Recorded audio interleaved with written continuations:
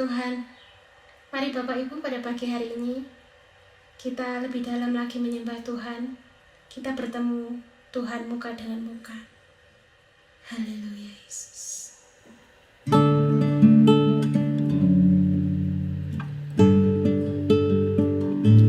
Satu hal yang kami rindukan Tuhan, kami ingin selalu berada di dekat-Mu. Haleluya. Haleluya. Katakan, satu hal yang ku rindukan, ya Tuhan, selalu berada di dekat-Mu dengan segenap hati, dengan segenap jiwa. Ku menanti di hadirat-Mu. Satu hal yang ku rindukan, ya Tuhan, selalu berada di dekat-Mu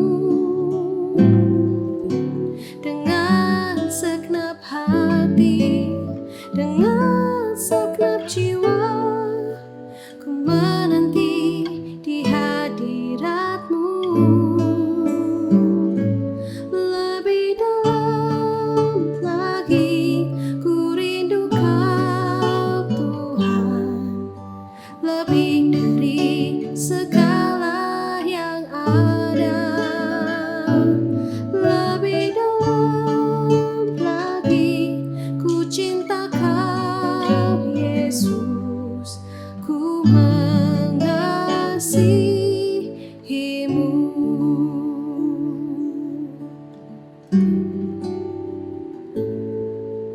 Satu hal yang ku rindukan, ya Tuhan, selalu berada di dekat-Mu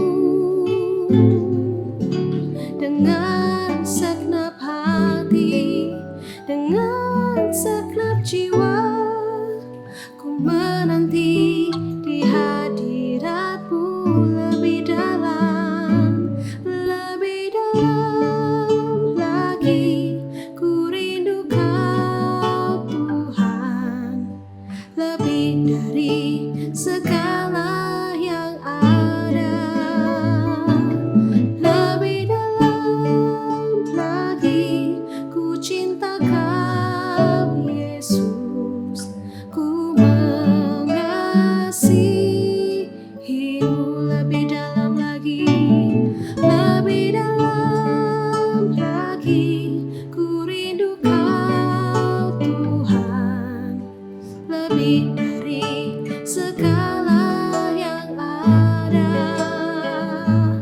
Lebih dalam lagi ku cinta Kau Yesus, ku mengasihi-Mu,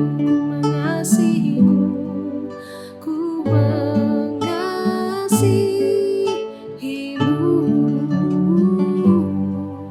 ku mengasihi-Mu.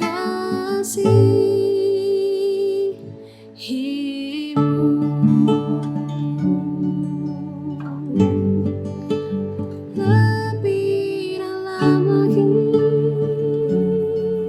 Tuhan, kami mau mengasihi-Mu.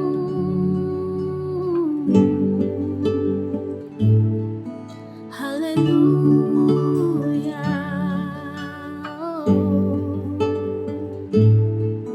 Syukur Yesus.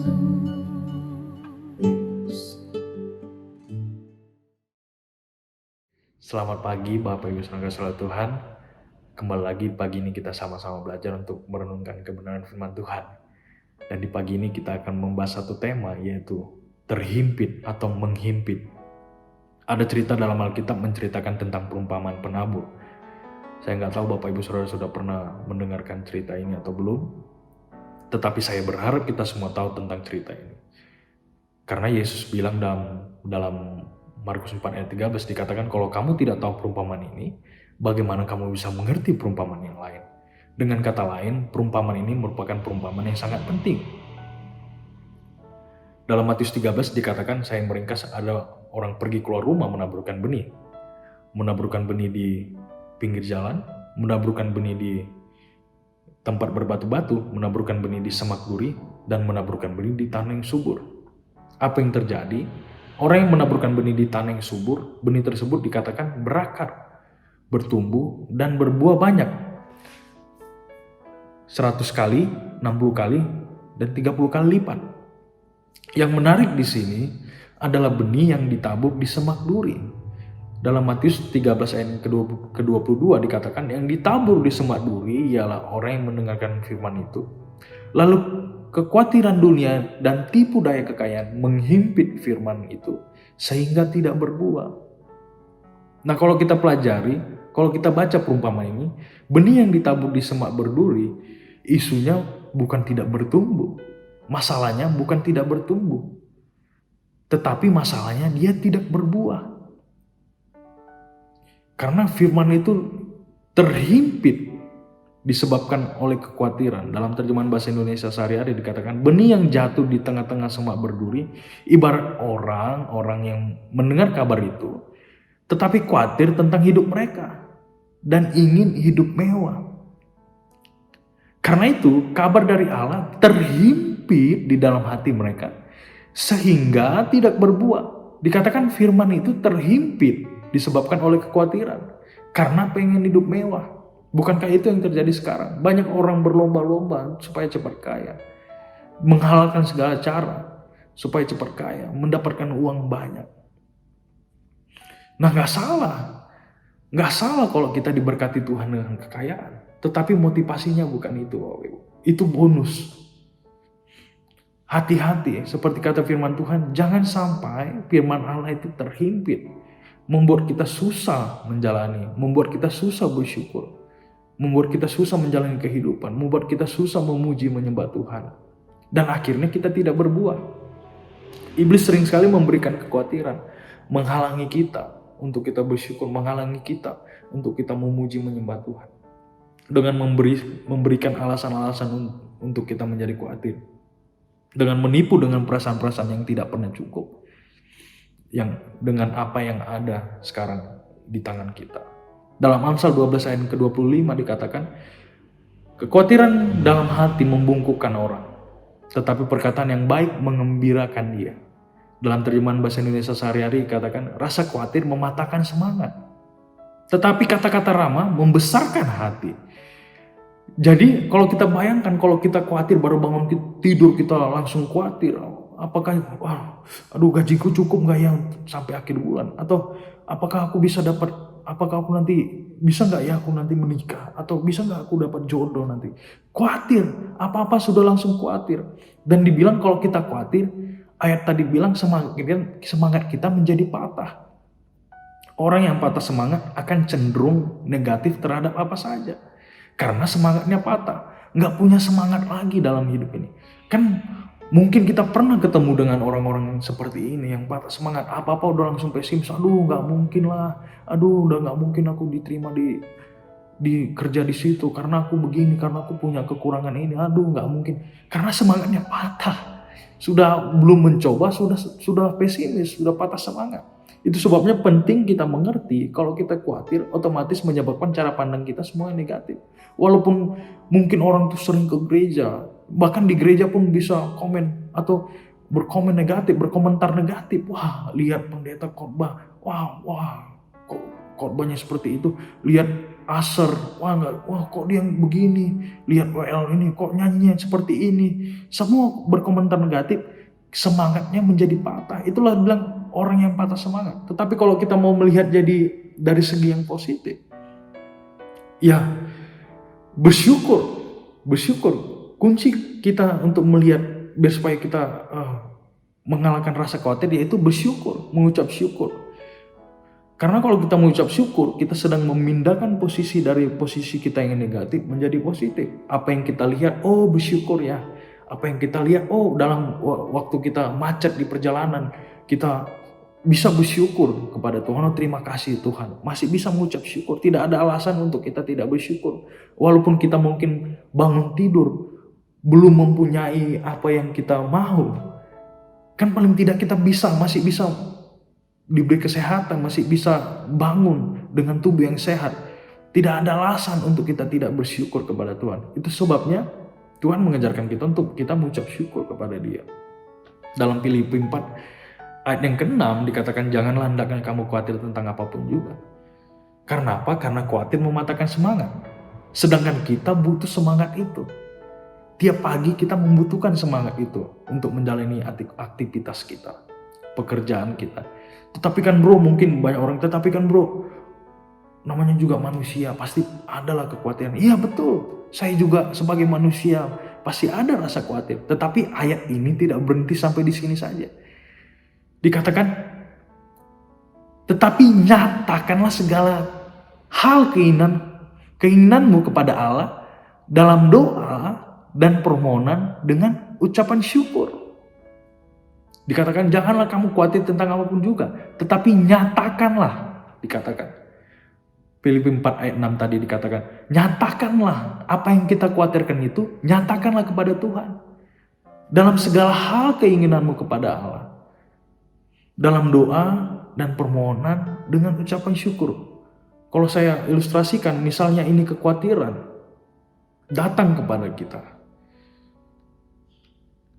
Kebanyakan kita kan menyimpannya, inilah. Ketika khawatir datang, kebanyakan kita simpan kekhawatiran itu, sehingga ini dikatakan menghimpit firman Allah. Menghimpit firman Allah. Tetapi firman Tuhan ajar ketika kekhawatiran itu datang, bukan kita simpan, tetapi sampaikan kepada Tuhan. Nyatakan ini kepada Tuhan dalam doa dan permohonan dengan ucapan syukur. Amin.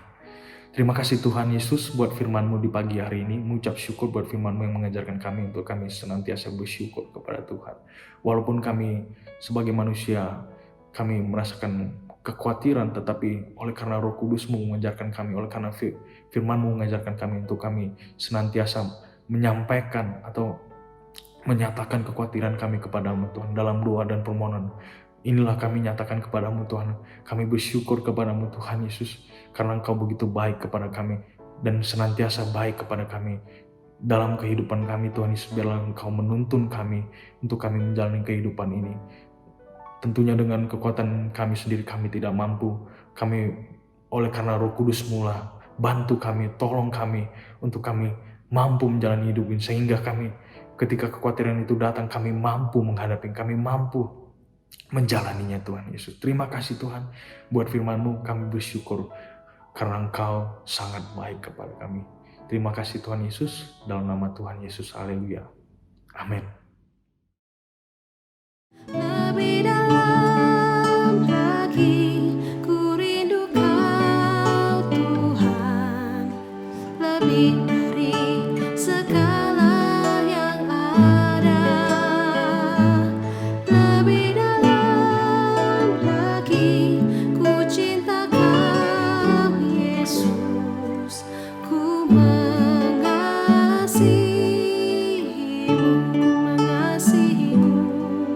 ku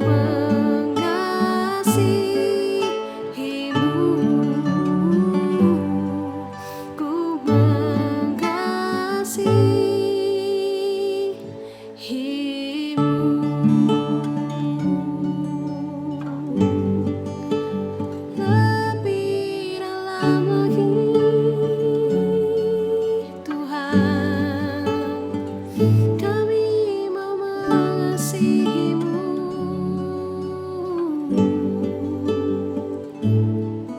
Haleluya.